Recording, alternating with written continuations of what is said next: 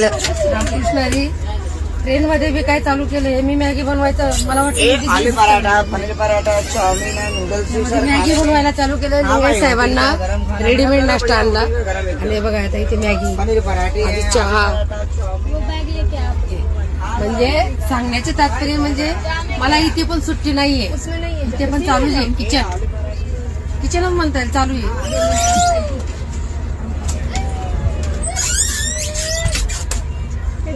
मध्ये ते दीदीने बॅग घ्यायला आली म्हणून जरा आडवं आलं.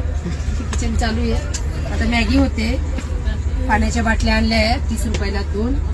त्याच्यातून आता मॅगी, त्यांना रेडीमेड नाश्ता.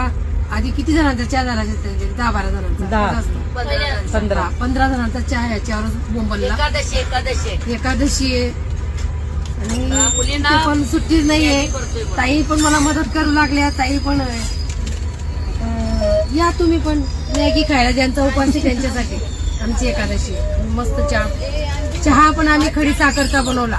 तुम्ही पण घरी खडी साखरचा चहा बनवून कधी कधी पीत जा, घशासाठी चांगला असतो. या मॅगी खायला.